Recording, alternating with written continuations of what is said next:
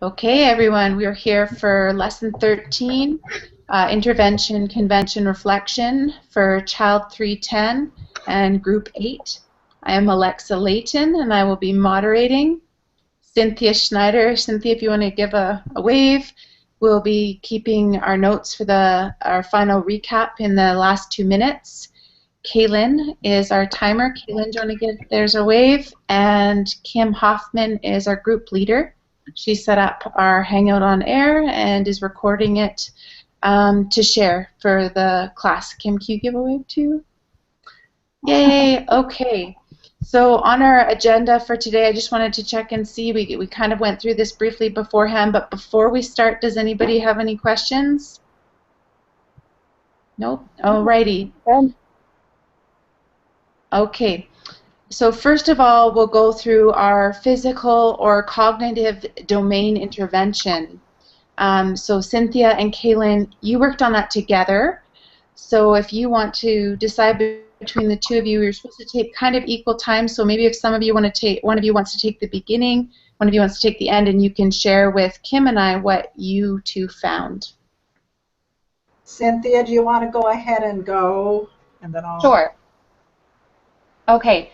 So for ours, I actually was thinking we could do something on motor delays, fine or gross motor delays, and Kaylin had a great idea of kind of narrowing that down to dyspraxia, which I had never heard of before, but through our research, we made a brochure, and I guess maybe we should have emailed that out. I have it right here, but anyways, I'm just going to go through some of that we learned about dyspraxia. Basically, it has some gross motor and fine motor consequences. The gross motor are you have poor balance, difficulty combining movements into a controlled sequence, poor timing, difficulty remembering the next movement in a sequence, problems with spatial awareness. Some people with developmental coordination disorder have trouble picking up and holding on to simple objects, such as pencils, and that's because of poor muscle tone.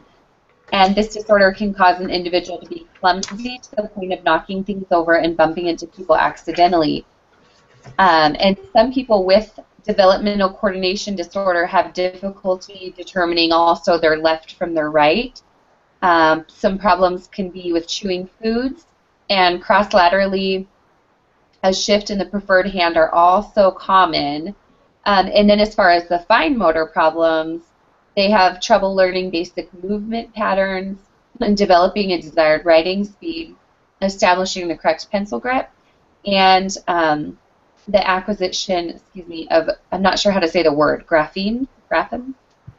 Anyways, so some interventions for dyspraxia, and I'll talk about the ones, I guess, just a few of them, and I'll leave Kaylin a couple that she was going to talk about. You're at 1 minute. Okay, thanks. A couple interventions are occupational therapy and speech therapy. And a challenge for those, let's see.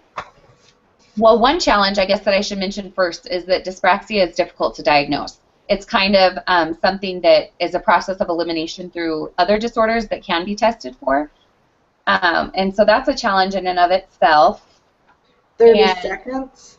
Okay, Sorry. I'll just finish up with the speech and occupational. The challenge for that, I guess, would just be to make sure you're getting your child tested through their school or through, and the challenge would be is if you don't have adequate resources there, if that made sense. I kind of jambered right on at the end there.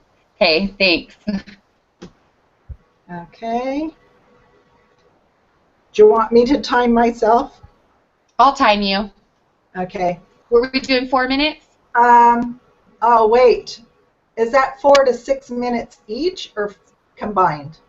I think it's combined, right? So we'll do 3 minutes each? Okay. Okay, I'll time you for 3. Okay. One thing that we need to understand is children have dyspraxia at birth, but it's usually not diagnosed till 5. There's different types of dyspraxia. Some of them are like single motor movements like combing your hair, waving goodbye. Some of them, there's another kind that is about sequencing. Another involves speech.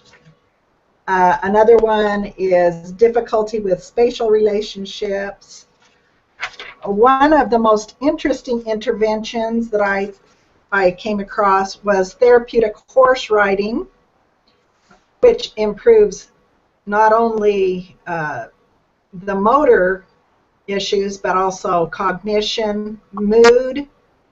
But the most thing that it does for children is the ambulation, which is the sequencing of movement. If you've ever ridden a horse, you know that there's 3 gaits that a horse has. It goes trotting, which is a 2-beat, to a lope, which is a 3-beat, to a gallop, which is 4-beat.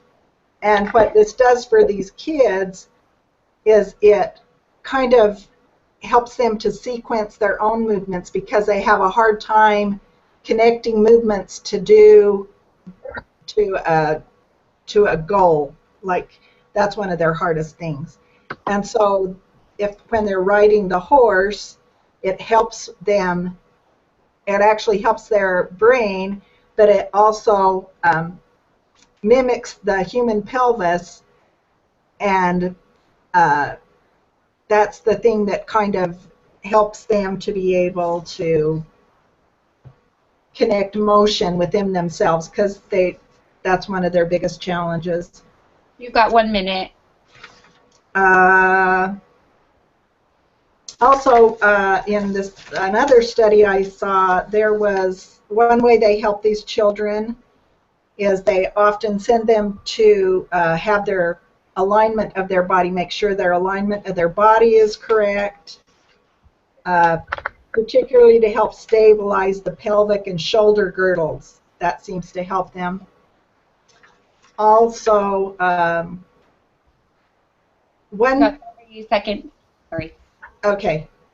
Anyway, so mostly it's the interventions that she said. Some things the parents can do is things like puzzles, tossing bean bags, keyboarding, encourage physical activity, breaking down tasks into smaller tasks so they're not so easily overwhelmed.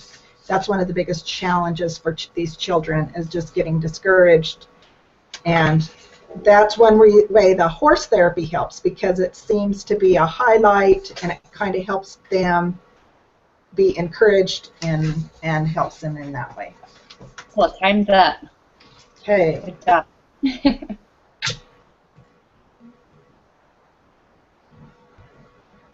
Okay. Did you want to share the next part, Alexa, or did you want me to? Sure, that sounds great. So what I'm going to try and do here, ladies, is we had ours on a PowerPoint. So I'm going to try to screen share that so you can see it. And since Kim, the last 3 slides are references. So I'll just, why don't I do 6 or 7, and then do you want to do the last 6 or 7? Does that work? Yeah, Kim? I'll just follow along. Okay. So I just have to screen share this if you give me a minute, and then if there's any concerns, I won't be able to, I don't think I can see you while I'm screen sharing. So if there's a concern, just give me a little shout out there maybe. Oh dear.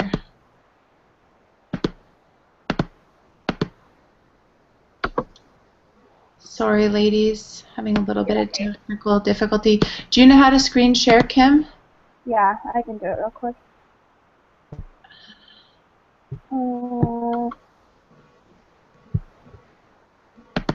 I think it's because I'm not hosting, maybe. Overlaying. Oh, There it is. awesome. So if you just hit the present at the top, then perfect. So I will start sharing that then. So Wait, when you're talking, it's little. How do I do that? Should I? oh, that means I need to. I wish mine was working. It's really not letting me. You can just tell us what's on the screen. I'll just read it out there. So it says. Oh, there it is. Sorry, I think that was my fault. I think we can all see it now. Okay. There is an increasing recognition in child protection practice that parents and other adults should be actively engaged in the primary prevention of child sexual abuse.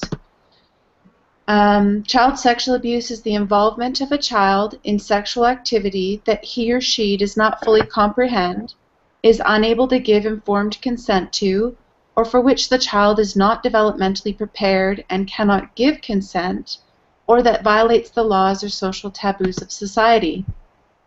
So who is at risk? Girls are more likely to be victims than boys, with estimates of prevalences ranging from 20 and 32% of females and between 4% and 8% of males. Now those are fairly high rates, but still 55% of parents feel that their children are at little or no risk. And in parents' knowledge and attitudes and practices about preventing child sexual abuse, the author Babascio states that parents attribute that low risk to the level of trust they have in the people with whom they associate and to whom they entrust their children. As a result, they feel that they do not put their children in situations where they could be abused. They also believe that children would talk to them if something happened and assume that their child would know what to do. Familiarity with people in our lives can give us a false sense of safety. So who exactly are the offenders? It isn't who most people think it is. 90% of cases of abusers are children who occur to someone who's familiar to the child. So while there are female offenders, male offenders are much more common. The obstacles in child prevention are that many people do not want to talk about sexual abuse because they think it's taboo or it makes them uncomfortable. Some people find that sexual abuse is more difficult to discuss than sexual intercourse, homosexuality. 1 minute. Okay. Many parents don't talk to their children because they think the children are too young and they don't want to frighten them. However, children as young as 2 have reported child sexual abuse, and previous studies have found that preschool-age children can benefit from child sexual abuse prevention. All of this suggests that parents should start teaching their preschool-age children what it is. So by listening to a presentation like this, 30 learning about seconds. it, talking to your child and acting, you can protect the children in your life. A trained adult can protect an average of 10 children, which is phenomenal. So cognitive intervention and prevention involves educating yourself as a parent and educating your child. And then the next slide, potentially risky situations. Time. Perfect. So I'll let Kim take over there after. Okay. So, to add protection to risky situations against sexual assault is avoiding high-risk situations. This may seem like common sense, but there are some risky situations that are often overlooked. An example is parties, where the parents will likely be drugs or on alcohol, or the parents can not be there completely, for like sleepovers or hanging out alone with friends. Accessing the internet is a risky way. Chat rooms, so parents need to monitor the child's activity. Next one. So 5 responses to an attack. Now that you know what child sexual abuse is and who likely the offenders are, here is the 5 steps responsible to a potential sexual assault. The next step is to educate your children. So strengthen maintaining the child-parent relationship. Before trying to teach your child about child sexual assault, you need to have a strong relationship with that child. You can strengthen your relationship with the children in your life by actively listening to them, talking and taking an interest in their interest and spending time with them.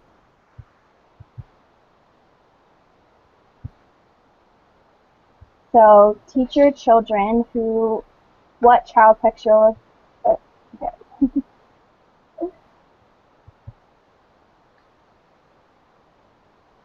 Wait, did you guys say something to me?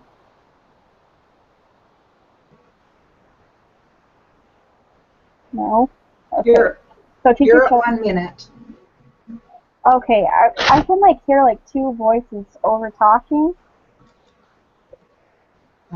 So Let me mute my I'll mic. just keep going. Thank you. They should understand that most child sexual assault victims know and trust their offenders. So if something doesn't feel right, no matter who the other person is, it is okay to say no. This is where you can introduce the 5 steps to response. Finally, you can You're teach your at 30 children what seconds. situations are and risks and why and how they can mitigate those risks.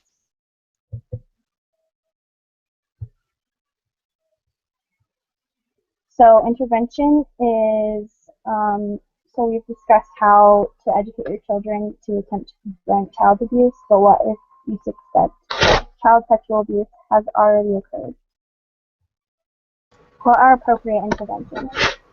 You are your Okay. child protection advocate, and you can get them and help them. Okay, time. Often. Sorry. No, you're fine.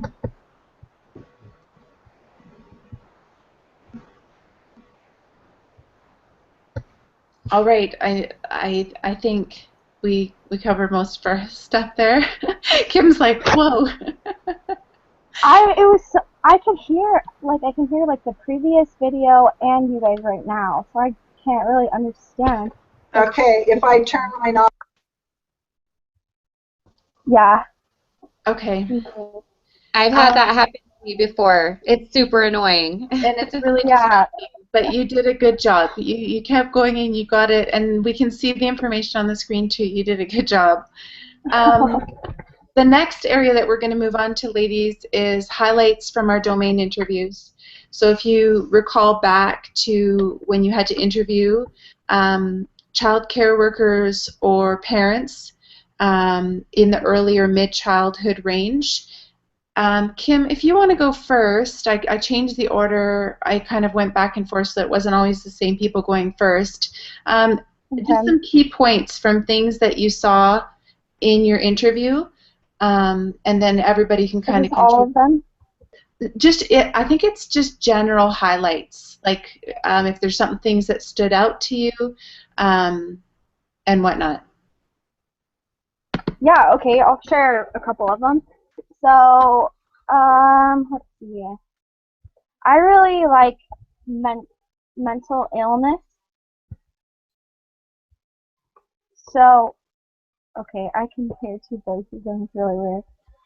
Okay, so mental illness. So one strength that by like discussing with people with like mental illness, like one thing ADHD you could do, Kim, or dyslexia or something like that. Kim, because we can hear you. If you want, you can take your earphone out, present your material so that you're not hearing the echo, and then put it back in, maybe. That's a good Even idea. though you won't be able to hear us, we'll be able to hear you. Okay, I'll go ahead. So a strength and an asset that people had that had like ADHD or dyslexia, things like that, is that they're more focused in one area than another. So like sports or art or reading or something like that, they put all their attention towards one thing. And so an intervention that those kind of children can have is just like getting involved with the community. Maybe it could be like Special Olympics or like team sports, special ed classes, or like one-on-one programs with teachers. So who is responsible? It depends on the illness. Some children may be better equipped to be constantly supervised by parents or caregivers. That would be the responsibility of the parents to make that decision to have a constant caregiver. Doctors also have a responsibility to notice and diagnose illnesses early. Diagnosis can help the child learn how to properly develop and so that they can develop proper treatment programs. Another one that I was reading about that I actually really liked was imaginary friends. I just hadn't thought about that. But a strength for children to have imaginary friends is like it's their support system. It's their social interaction with people, and it could come from maybe not having parents that are involved in their lives or not having very many friends or something like that.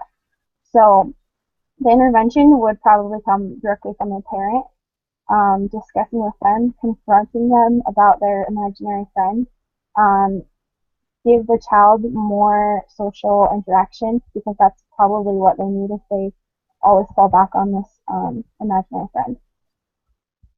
So a person responsible is the parent or a psychologist or therapist, something like that, who notices that the child has this imaginary friend, and an imaginary friend can be a sign of loneliness. Parents need to know that this can give their child that the imaginary friend can give their child the companionship they need. If this is lonely, if the loneliness is not treated, it may evolve into depression, and that is when a psychologist needs to be notified. Sorry, one more. Mm-hmm. Okay. Let's see. So, You're like 1 minute. Is a problem and a risk for obesity and just like daily activities. A strength could be like the community, like schools always have healthy eating plans. They always have wheat, vegetables, all those things. A parent,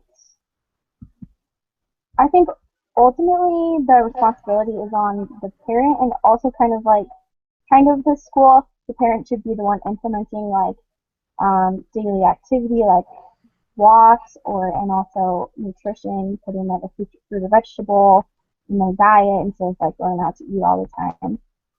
And then also the school, because You're 30 seconds. Classes, I think children they should have to do some sort of PE classes and be able to go outside and play and have recess and things like that. And so that's the kind of intervention that someone needs for the risk of being unhealthy or obese. Okay. Someone else. Great work. That's hard when you've got that echo going on.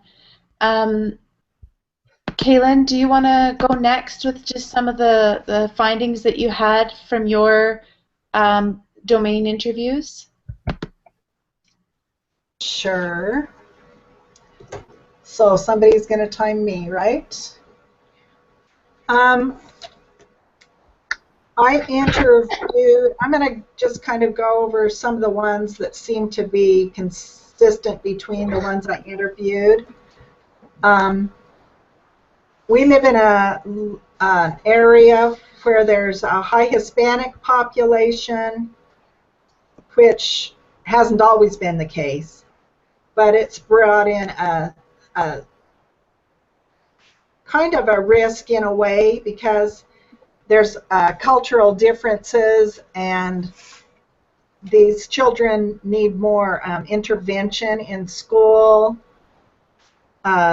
They also have a different mindset as far as education and don't have as much parental support about how important it is. Some interventions. Well, some of the strengths are the teachers and trying to integrate them and the special programs. The interventions would be possibly working together in groups, the different cultures working together, parent-teacher conferences where the parents and teachers kind of work together, peers helping each other. Ultimately, it's the responsibility of the parents for intervention, but because of the language barrier, it seems like the school is usually the one to take control of the intervention or feel it's that there's a problem and do something. Another one that kind of goes hand in hand with this is parental involvement. Because of the culture, and the intimidation on the part of the parents, they have a tendency not to get as involved just because they're kind of timid and don't feel confident. About 1 minute left. So again, the same thing, it's communication between the school and the parents. Another is low socioeconomic situations. There again, parental involvement tends to be low, and that's very frustrating for teachers. And they're usually the ones that take the lead in interventions. If they see disabilities or, yeah. 20 seconds. Like not enough food or something like that. So usually it's the schools that do the initial intervention or insist on testing. And anyway, that's basically. I think that's a good job and a really good point about different cultures and trying to integrate them. Cynthia, did you want to go next and share some of your findings? Sure. Okay, so I think the most common theme for me when doing this was that most of these interventions, well, of course the parent, I feel like, is always number one for interventions, but as what I understood is the school and the pediatrician are the other two that are going to be most available to the child to offer interventions. I interviewed, one of my interviews was to my cousin she's an occupational therapist who works in the schools in her district. And so a lot of the information she had was from the general education teachers, were the ones recognizing when a child needed intervention. Like, for example, she talked about ADHD and how sometimes the parent would be the one to bring that issue to concern, but sometimes it would also be the general education teacher. She also talked about developmental delays and how that's something that's often found, if not before school age, that's often something that's noticed by the general education teacher as well. And once that is noticed, or any of these risks or problems are noticed, that's when the school can start offering resources in terms of occupational therapy like she does, speech therapies if that's what's needed. When she spoke of ADHD, obviously that those would be referred to a doctor, and sometimes behavioral therapy can help, and sometimes they need medication. So there's different things for those. She works with a lot who are just generally developmentally delayed, and so she can do that during school hours. She also has a few. She talked about some deaf students that she has, or even partial deafness, and she talked about how they're also involved. An intervention that they're involved in is some of them are in lip reading. They take lip reading classes or something. I was a little confused on that, as well as sign language classes, and some of them have hearing aids as well. And so those are some interventions that, again, she as the occupational therapist can refer them out to if the parent or general education teacher hasn't done that already. Let's see. I'm trying to think what else was kind of stuck out to me. She talked a little bit about stuttering as a cognitive risk, and that again can be dealt with the speech therapist there at the school. Also, she said some of those that struggle with stuttering need psychological counseling as well. Sorry, 1 minute. Oh, okay. I was wondering. I felt like I was talking for a long time. Anyways, the stuttering, they sometimes need psychological counseling to help, I guess, just with the bullying and all that comes along with the stuttering that they have, which that can also be accessed, at least in her district, through the school as well. So I guess my overall thing is that most things are found or noticed, most risks, through the parents or teachers, and sometimes doctor. And the most common interventions, it seems, at least with the stuff. Okay, no, you're good. Thank you. The most common interventions can be done through the school districts, and if not, they can refer them out to private practitioners. And that was pretty much it. Thank you so much, Cynthia. I really like that you mentioned bullying, because I feel like until you said it, I didn't recognize that for a lot of these children, that's probably a secondary risk. They have the first challenge or problem, and then because other children notice that they're different, bullying, they're probably at an increased risk for bullying.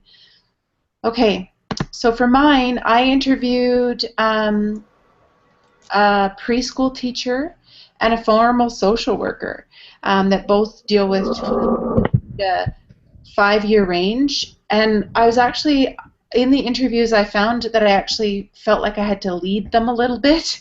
The pro forma questions that we were given, they were like, what are you talking about?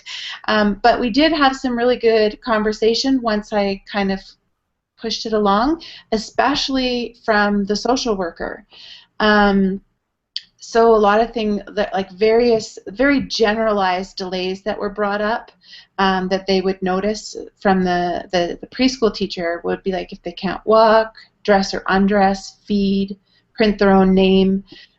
She also talked about, I kind of went through each domain with her individually. So those were her physical ones, and then some strengths that I found were very common. A lot of the strengths I found when applied to all domains and all risks, but like higher socioeconomic status, involved parents, having a parent in the home, having the ability to enroll child in activities or doing activities with the child.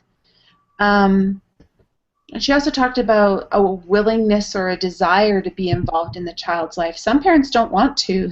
They're not interested in that. It's not appealing to them.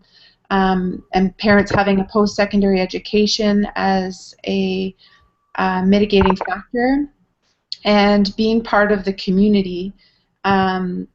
Specifically, she was talking about rural versus urban. So if you're out in the middle of the country and you don't have a lot of access socially or to different programs that would affect physical or cognitive development, that would be a risk. Good communication skills would be an strength.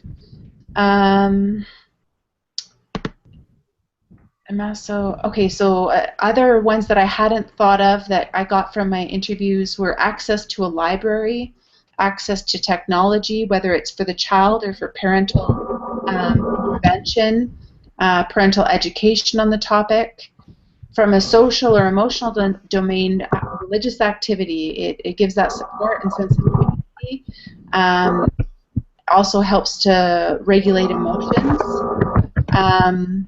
Assessment would be a strength, because again, if you're in a city or a community where you don't have access to those resources, there's not much that you can do about it. All right. Okay, you're 1 minute. Thank you so much. The social worker had more things like lack of balance, unexplained bumps and bruises, and she listed some strengths or assets are like parents who are athletic, healthy, they're getting good food, they're getting good sleep, that's going to give them the ability to be a better parent. And trying to see what she found that was different. When it came to who is best responsible, she suggested that whoever has the expertise and understanding. Sometimes the problem is out of the parent's realm, and therefore they're not the ones that can do something. For example, when we were talking about child sexual abuse, in the research, Kim and I found that by trying to ask more and get more information, you can do more damage than good, and so you need that professional there. Yeah, I'll wrap up there because I know that. Perfect. So thank you guys for sharing with that.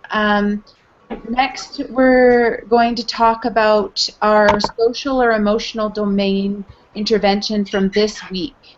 And because I reversed the order, I'm going first this time. I chose to do mine on childhood anxiety. and it asked us to state whether or not we've actually implemented that intervention personally. And so, sorry, go ahead. Did you want to say something, Kaylin? No? 4 minutes? Has this been 4 minutes? Sorry. Or 3? Yes, this one will be 4 minutes. So my 9-year-old has some anxiety, specifically something called just right perfectionism. So he gets anxious or upset when things change last minute, don't look or feel just right. And in addition, our 4-year-old has ADD. So an overriding characteristic of that is anxiety. But one of the reasons that I specifically chose it is because anxiety is the most common or most prevalent disorder of childhood and adolescence. And that's from Lebowitz, and I put some references in there. And so as I was reading through and researching, I found that strengths for anxiety, like strengths and assets for prevention, ones that are common or seem to be common amongst all risks are higher socioeconomic status, parents with a post-secondary education, parents with good mental health, strong parent-child relationships that are warm and trusting parents, and then specific to anxiety would be regular routines, home with normal stress levels, ability to recognize emotions in themselves and others, and then educators with experience in working with special needs children, and then routine appointments with a doctor or a developmental pediatrician. For interventions, I found, this was interesting because what I came up with was some very interesting articles that stated that because cognitive behavioral therapy is often part of the intervention, but the child has to want to engage in order for CBT to be effective. And if a child has anxiety, they don't often want to engage with an unknown adult. And so they talked about the importance of teaching the parent and having the parent change the home environment and interactions and teaching the child. And so once the parent is educated, they can teach anxiety management techniques like deep breathing, massage, music, essential oils, taking a break, getting a drink of water, reading a book. There's various workbooks they can work through. And then also helping the child to identify and challenge, they're called maladaptive thoughts. So something that's really scary in their mind but isn't in real life. And then self-regulating anxiety using those relaxation techniques and systematically engaging in situations that make them anxious and working through that. But the biggest thing I found that was different with this one as opposed to some of the others, You're at 1 minute. Thank you very much, Kaylin, was the idea of training the parent with a professional training the parent, and then the parent helping to implement. Overall, I seem to, and in severe cases, you would also use medication. That's not always, it doesn't seem like it's always a solution to all of these risks. But overall, I think that, as Cynthia mentioned earlier, it's often the parent that finds the problem first, and if they 30 don't, seconds. then it's recognized in those first few years of school, and whether the parent goes to the doctor or the teacher brings it up, then the referrals are made either to early childhood intervention or to a doctor who then will refer on to specialists. So that was my findings on anxiety, and I included some references there for you guys in our notes.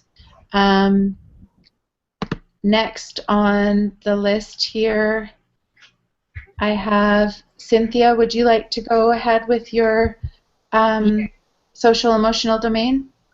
Yeah, I chose chronic illness in children for my social risk, and I don't have any personal application of this. I just was interested in it when I was looking up risks and things. So the research that I found says that well, I'm just going to read this quote here. It says, normative developmental tasks throughout childhood center on developing a sense of self and acquiring autonomy in all areas of life. However, chronically ill young adults with a wide variety of disorders, when compared to their cohort in the general population, have lesser academic and employment achievement, less vocational education, and less permanent employment, are more likely to be single, and have delayed independence. So basically what it's saying is that children with chronic illness are delayed in all these aspects of their life. It said that, in a lot of the research I found, it says that there's not adequate research done in this area to give the schools and general education teachers enough education on what they can do to help these children that are chronically ill. It did say that the best people to offer interventions in this would be the classroom teachers, classmates, and parents. And I thought it was interesting that classmates was a big one for this, because they said it can really help if the general education teacher will assign a few kids in the class, or even one or two, to kind of be a buddy to that kid who's not always there. They can be in charge of updating that child when they come back to class on what's been going on. They can also be in charge of maybe visiting the child if they're in the hospital or whatever. And so it said that's been one of the most helpful interventions, is to have those classmates specifically assigned to do that. The teachers obviously just need to be aware of the situation so that they can provide the materials appropriately. So for intervention, I would just say more classroom support. You can also, it's helpful to coach the student, the one with the chronic illness, with social skills, because sometimes, depending on how long they're away from others, they can lack in that aspect of their development as well. Another important intervention is building social interactions among classmates. So as a parent, 1 minute, sorry. Oh, thank you. No, I appreciate it. As a parent, if you can, depending on the age of your child, of course, but organize play dates, organize get-togethers to give your child the social involvement that they need when they're not in that class every day with all their peers. Again, I already said the group of classmates to reach out to the student, but maybe as a general education teacher can help that child with a chronic illness befriend other students when they are in the class. And also, 30 seconds. Cool, thank you. I'll just end on this. Another intervention is to help the classmates recognize that student's strengths and contributions. So as a general education teacher, you can point out certain strengths and things you see in that student, so that the other students will be more inclined to see the positives in that student, rather than holding the class back or anything negative like that. Okay, I'll end there. That was awesome. I can't remember I'm taking so many classes, I can't remember whether it was in this one or another one, but there was a video about these boys that kind of took on this other little boy and befriended him and included him, and it was kind of like just their thing, like the cool kids take on this kid, and the mom was in tears just about what a difference it made for that little boy. I think that with any child, like we were talking about earlier, there's a risk of bullying, but if as a parent or a teacher you can set that up so that they have these friends, it's a huge protective factor. Kaylin, did you want to go ahead next? And if you don't mind, Cynthia, do you mind timing Kaylin? Okay. From my interviews, there were some concerns about too much media. I was going to do gaming, but I didn't find a lot, so I'm just going to do media in general. What I found was that there was how much the average time that kids spend in front of electronic screens is an average of 4 hours a day. And they do that more than any other activity besides sleeping. And of course, this is a risk because socially, if they're in front of the screen, they're not playing with friends, they're not going outside, they're not spending time with family members. Also, there is, depending on what kind of media they're watching, sometimes it creates fear, it increases aggressiveness and antisocial behavior, especially when the exposure is monitored and unlimited. And I know and I know that was the big concern with the people I interviewed, is that, well, we have a lot that come from low socioeconomic backgrounds, and both parents are working, and so they go home and spend hours and hours in front of the television or in front, gaming, and with no parental supervision, you just don't know what they're doing. Another threat emotionally to children from the gaming and the media is if they view threatening visual images, grotesque animals, natural disasters, or traumatized victims, because children up to 8, which that falls into our category of 6 and up, have an inability to distinguish fantasy from reality. I remember back to when I was a kid, I hated The Wizard of Oz. I was terrified to the point that I never let my kids watch it. And there was a huge earthquake in Yellowstone, and I remember being just totally fearful that was going to happen. Ages 8 to 12, they have a little bit more of a grasp between fantasy and reality. However, they're still kind of borderline, and they have limited abstract thinking, and so when they see violence on TV or violence to children, that can get them really upset. You've got 1 minute. And it can cause them to have anxiety and nightmares. And so there is a strong correlation between media violence and aggressive behavior and the advocacy. All the articles that I said were parental intervention, which is the most effective. Reduction in media violence could be an intervention if we passed policies or laws that limited that.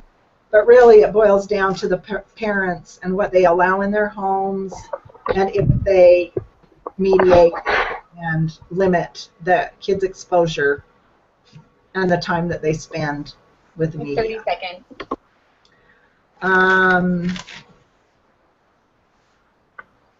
I think that's about all. They just suggested in doing other activities with children rather than letting them sit in front of the screens, doing outdoor activities, being involved in scouts, sporting teams, stuff like that. But the big one was just limiting the time for the child.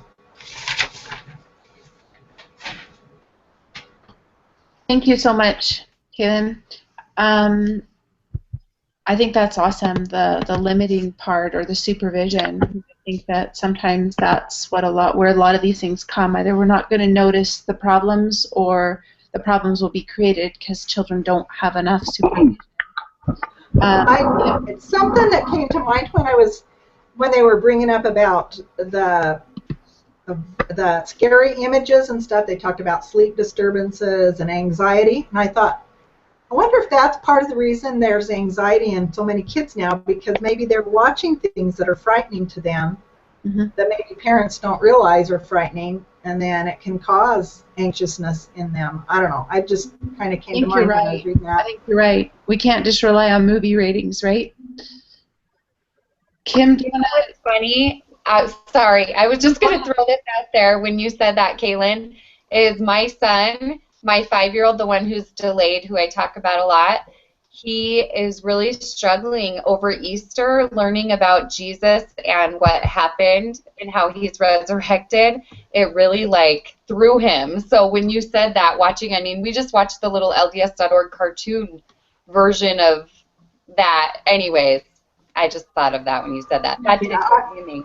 That point was brought up. It doesn't matter if it's a real, like real actors, or if it's animation. It doesn't matter. It still impacts them the same. Interesting. That's so interesting. Kim, do you want to share your social emotional domain? So what I looked at was dyslexia. I don't know of like a child that has dyslexia, but my older sister, she has dyslexia. And my parents, they actually didn't know about it until probably like her freshman year in high school. And she had brought it up to my parents and told them that she was like, that before she was struggling like reading and comprehending, and she had actually, because she hadn't discussed it with my parents, she had kind of like taught herself how to read, kind of. She sees like B's backwards and P's upside down and things like that, so she had to teach herself that like that is the letter P, even though it looks like a B, that's just how I see it. So that's how she learned it. But from my research, I actually learned that dyslexia is inherited. So, like for example, my sister, she has dyslexia, so more than likely, maybe one of my children or one of her children will have dyslexia. So when trying to, what's the word am I thinking of? Trying to like cope with it, you need to look at your previous family history and see if previous families have had dyslexia in the family. Dyslexia is also influenced by the learning and your experience and environmental factors. So because people with dyslexia, they learn by pictures. They like to learn with pictures. It's easier for them to associate the picture of a house than look at the spelling of the word of house because they don't understand that. So dyslexia, where am I? So to correct dyslexia, they have a lot of dyslexia programs. What are they called? But oftentimes, like children with dyslexia, they get involved with occupational therapy or speech therapy so that they can learn how to associate things with, like pictures with letters. Dyslexia never goes away; it's always there. You just have to learn how to overcome it, both through intervention, through speech therapy, occupational therapy, things like that. Can I ask you a question about that? Is that okay in the middle of your thing? Do you think it would have made a difference for your sister if she had had early intervention and hadn't, as opposed to finding out in high school? I don't think it would have. I don't think it affected her at all, really. I'm not in her shoes, but I don't think so. She's super smart. She's going to medical school, and like, I don't think it would have helped her at all. Like, I think it's just something maybe you don't notice. You're different, and you can't compare like visually what you see with other people. So you're just different, and that's just the way that you compare to other people. So prevention for dyslexia, or in like early childhood development is like parents watching the child's spoken language and how they learn like letters and numbers and how they write. When they write things maybe upside down or crooked or something like that, that's a sign that your child could have dyslexia because that's the way that they perceive that image. 30 seconds. So observe your child's language development. Be on the alert for problems in rhyming, pronunciation, and words finding. So it's not just in like writing and writing. It's also in speech. So if you find them saying words backwards or mispronouncing words, that's another indication that your child has dyslexia. And then after that, talk to like teachers, counselors, speech therapists who can help the student learn correctly. I got a question. Yeah, go ahead. So she's just learned to work around her dyslexia? Yeah. Well, she had no idea she had dyslexia until she was older, and was like, oh, like that's why I see backwards and stuff like that. So she just kind of learned how to cope with it herself. Yeah, that would be weird because you wouldn't know, because you would assume everybody saw everything as the same way as you did. You know what I mean? So I think Yeah, if and I were to go out on a was never. limb, I would say that your sister's exceptional. I think that So I was anyone that goes, well, even say medical school, that's hard. I don't know if I could do that, and I don't have dyslexia, but perhaps a mitigating factor is above average intelligence. The fact that she, as a child, figured it out, right, on her own. That's Yeah, pretty I mean, remarkable. she's definitely an exception. Other people struggle a lot differently. Because So I guess I was almost fishing to see if, because in my mind, I'm a very strong supporter of early intervention. And so I was thinking, okay, if she had had early intervention, would that have made it easier? But it sounds like your sister is quite bright, and that she was able to to overcome this or find ways to deal with this on her own, which is remarkable. can I ask one question? So I had my granddaughters come in when you were talking. So how did she figure out that she had dyslexia?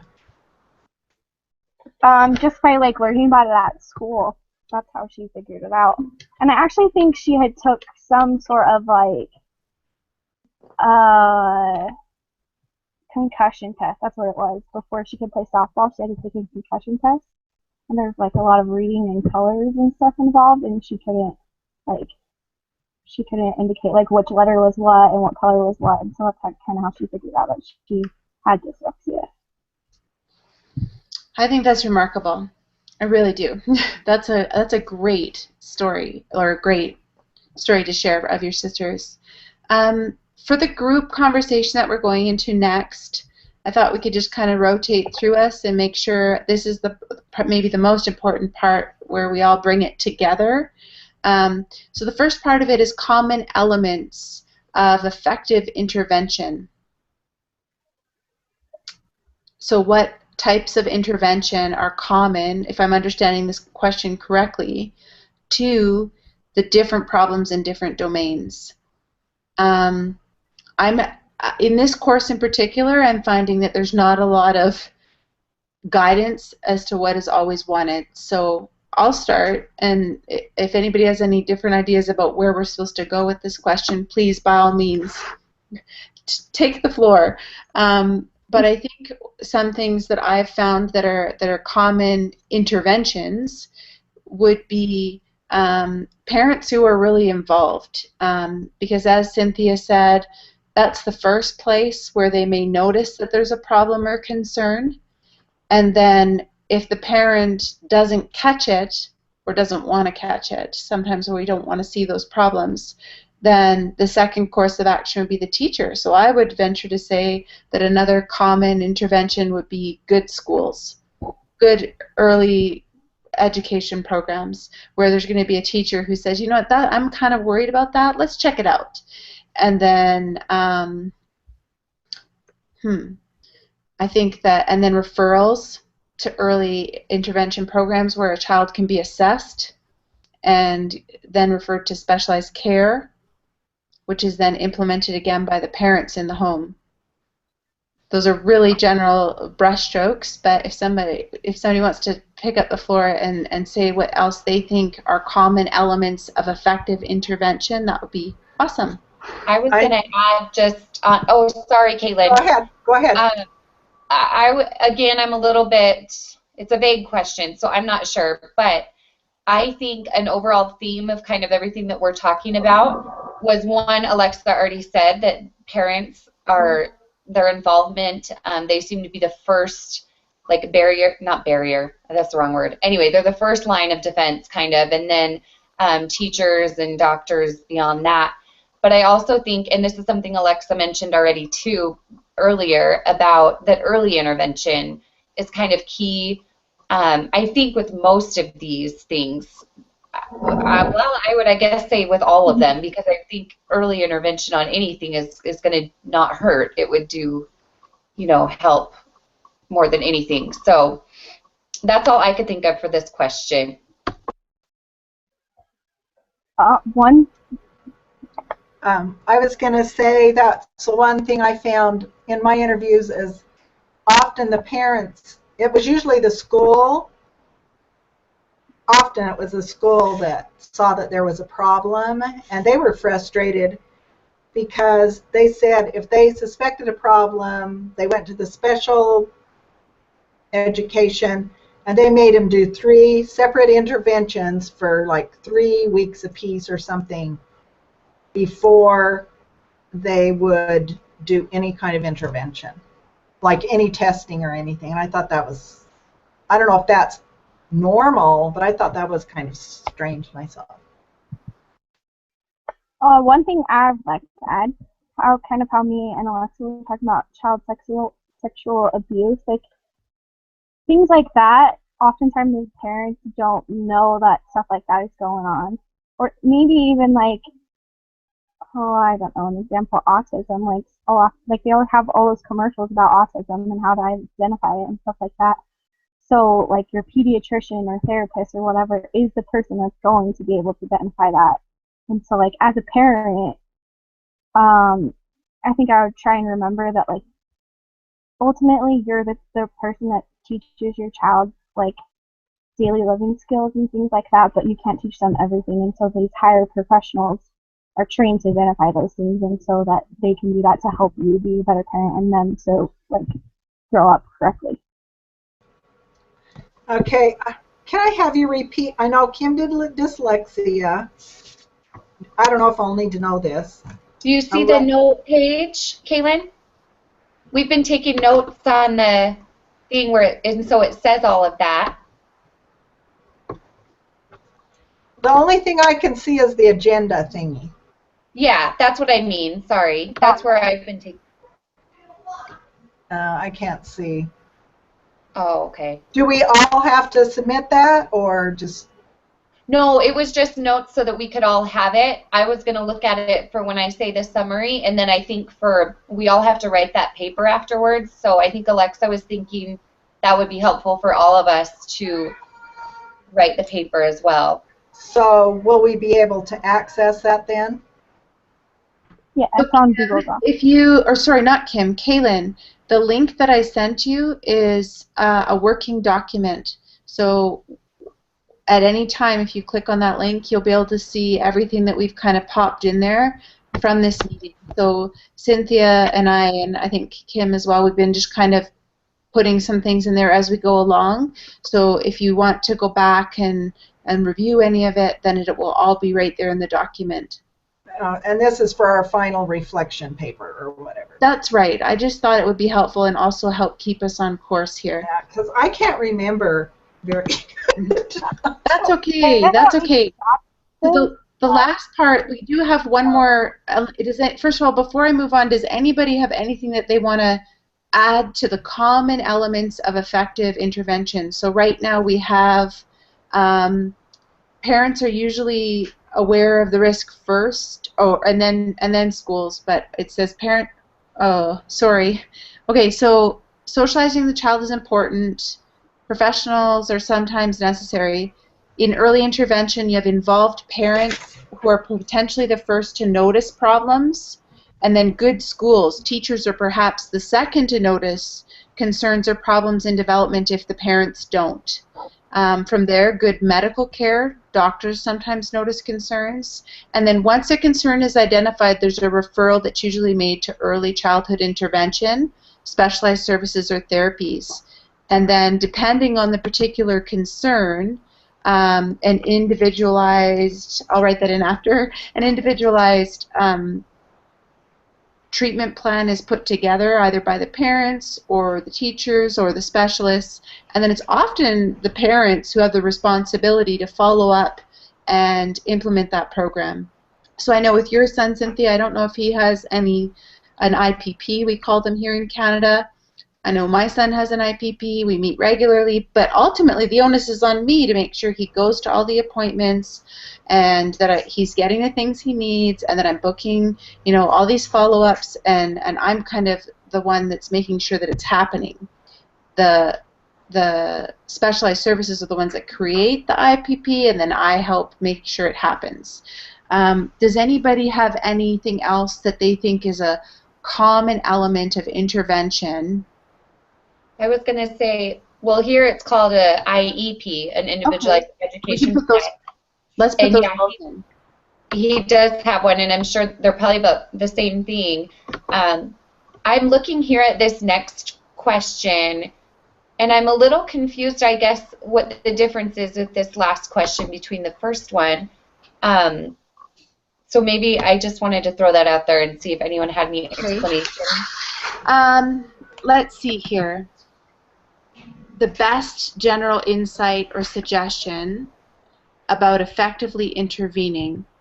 So would that be parental involvement, like we talked about, I guess? And I really think it is. I think that because we have that big list above from the first one, and then out of all of those things, that's what I was thinking. What mitigates most concerns is an active, involved parent. I know in previous weeks, Kaylin had shared some stories about her sister, and I was just blown away at the time and the effort that her sister put into her son.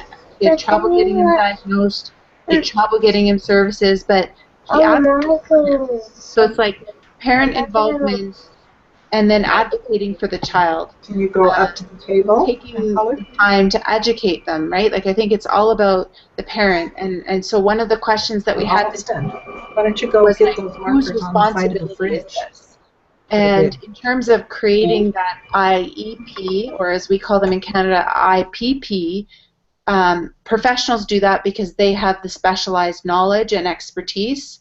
However, I still feel like the responsibility falls on the parent, because if the parent doesn't take the child to appointments, if the parent doesn't adhere to the IPP and communicate with the schools, like we were talking about earlier, someone was talking about getting into the schools, it doesn't matter how much professional advice you get, right?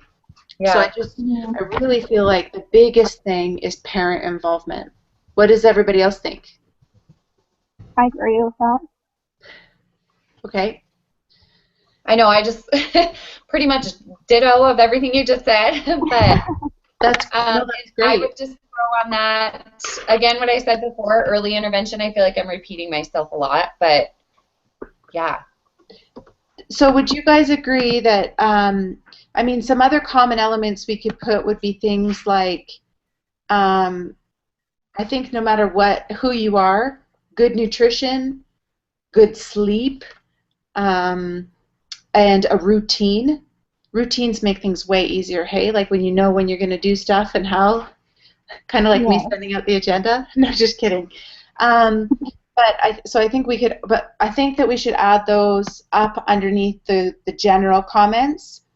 So I feel like we've got this great list of things that are very generalized no matter what problem is being experienced, but that the most important thing is parent involvement and the willingness to put in the time and energy to advocate for your child. Does everybody want to have one last chance to say something, and then we'll wrap up and we'll turn it over to Cynthia for 2 minutes for the recap? That'll just give us some time there. I was just going to mention something. Since I was doing media, I talked to my daughter because she has done research in graduate school about, this is for younger children, but they did like a study on Daniel Tiger, which is a pro-social show, to see if it was really effective. And what they found, this ties back into what we're talking about, is it only benefited the children if their parent watched it with them and talked to them about it. If not, it didn't make any difference. So here again, parents are vital in helping their children, because you can't just put them in front of educational TV and think, oh, they're really getting a lot. I think it goes with educational anything, unless you're involved, they're probably not getting that much out of it. So I again, love it falls to the parent. That was their conclusion. It took parental involvement for that program to do the children any good. I love that you said that, because when I meet with my son with his occupational and speech therapists and all of that, they always tell me as the parent, you know, well, we only see him an hour a week, or I forget how often it is at school, but they said in order for him to get the most benefit out of these therapies, they always give me a list of things that I should be working with him on a daily basis at home that they reinforce in therapy, but that should be a daily thing with me, or else he's not going to get the optimum development.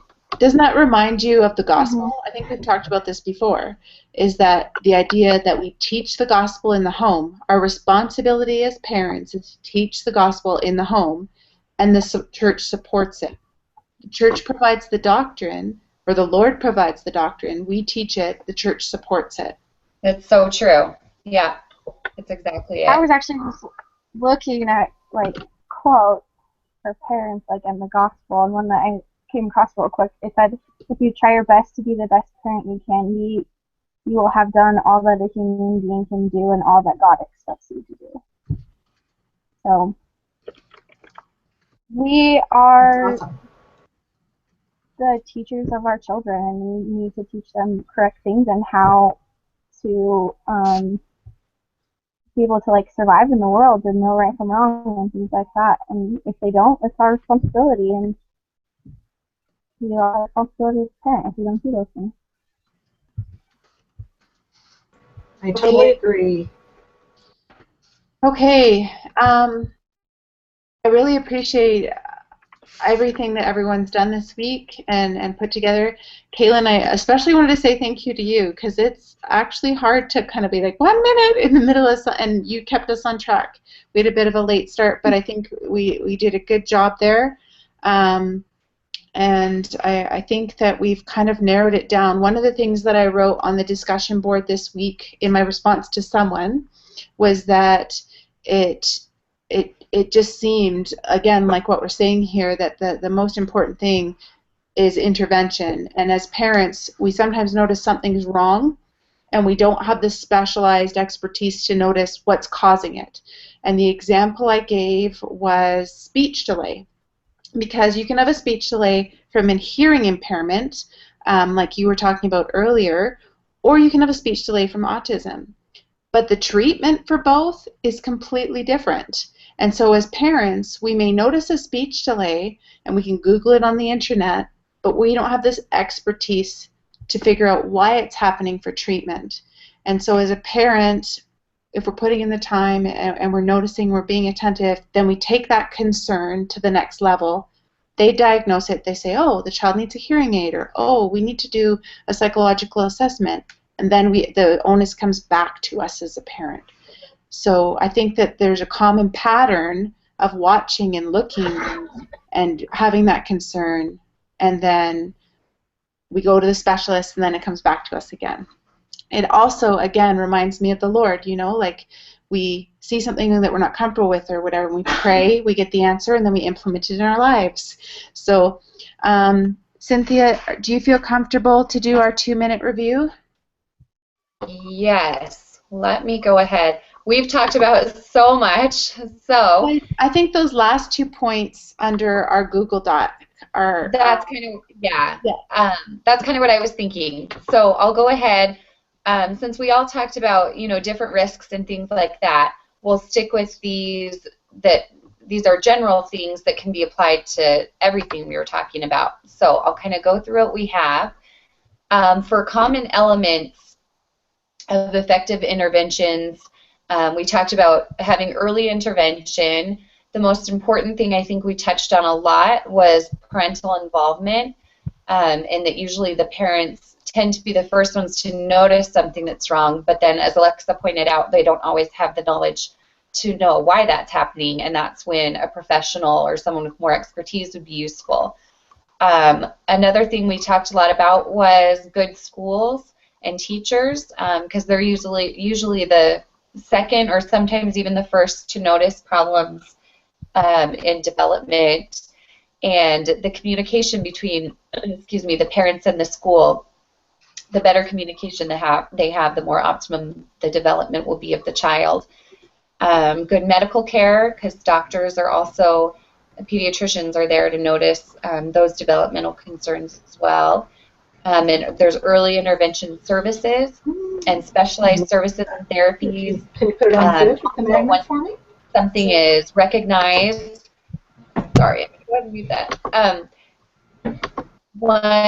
Okay, something is recognized, they can put together an individualized education plan for the child, and that's something that we discussed that needs to be supported at home. And I like the comparison that Alexa made to the gospel with that it's something that we should be teaching in the home, and it's supported at church. And we've kind of talked about how we feel that's the same for these interventions. It's something that the parent needs to do on a daily basis, as guided by therapists as well, obviously. But it's something the parent needs to implement on a daily basis, and then have the support from the therapies or whatever that's once a week or twice a week. So let's see what else I didn't say. Also, a general theme that we talked about for all of these risks is good nutrition, good sleep, routines. It's something that's going to help with everything. Oh, sorry. And I think that's pretty much it. Did I miss anything? I think the only other thing, if I can add to that just at the end there, was the second part, which is out of all of those, the underlying theme that we seem to feel the most important thing is the parent involvement, which you mentioned earlier. So, because it's the parent that can notice, it's the parent that needs to take the time and the energy and the concern to make those things happen. I really appreciate you ladies. I think you did an awesome job. It's been a good meeting, and I think is this our last one?